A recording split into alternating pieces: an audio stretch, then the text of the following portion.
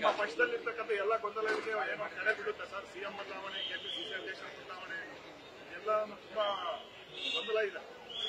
ಎಲ್ಲ ಗೊಂದಲ ನಿಮ್ಮಿಂದ ನೋಡ್ತಾ ಇರೋದು ನಾನು ಪತ್ರಿಕೆಯಲ್ಲಿ, ಟಿವಿಯಲ್ಲಿ. ನಮ್ಮವ್ರು ಯಾರು ಹೇಳಿದಂಗಿಲ್ಲ ಅಂತದೇನು.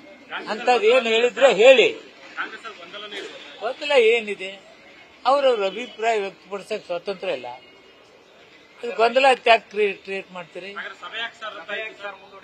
ಎಲ್ಲಿ ಸಭೆ ಮುಂದೂಡಿದೀವಿ ಅಂತ ಹೇಳಿದ್ದಾರೆ, ಬಂದತ್ ಹೇಳಿಲ್ಲ. ಮುಂದೂಡಿದೀವಿ ನಾವು ಮಾಡೋದಿಲ್ಲ ಅಂತೇನು ಹೇಳಿಲ್ಲಲ್ಲ, ಮುಂದೂಡಿದೀವಿ.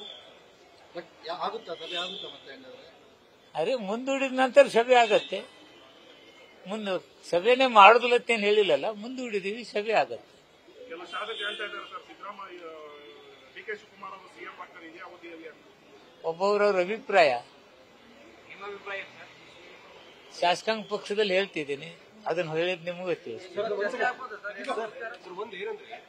ಈ ದಲಿತರ ಸಮಸ್ಯೆಗಳ ಚರ್ಚೆ ಮಾಡಕ್ಕೆ ಸಚಿವರುಗಳಿರ್ತಾರೆ, ಸಚಿವ ಸಂಪುಟದ ಚರ್ಚೆ ಮಾಡಬಹುದು.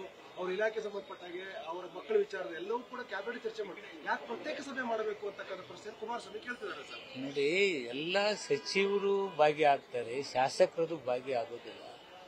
ಶಾಸಕರ ಅಭಿಪ್ರಾಯ ಮತ್ತೊಂದು ಕ್ರೋಢೀಕರಿಸ್ತಾರೆ. ಎಲ್ಲ ಶಾಸಕರಲ್ಲಿ ಕ್ಯಾಬಿನೆಟ್ ಬರಕ್ಕಾಗತ್ತಲ್ಲ, ಇಲ್ವಲ್ಲ. ಸರ್, ಈಗ ದಲಿತ ಸಮುದಾಯದ ಸಮಸ್ಯೆಗಳ ಬಗ್ಗೆ ಚರ್ಚೆ ನಡೆಸೋದಕ್ಕೋಸ್ಕರ ಸಭೆ ಕರೆದಿದ್ರು. ಅಂತಹ ಸಭೆಯನ್ನೇ ಅವರು ಮುಂದೂಡಿಕೆ ಮಾಡಿರುವಂತದ್ದು ಎಷ್ಟು ಮಟ್ಟಿಗೆ ಅದು?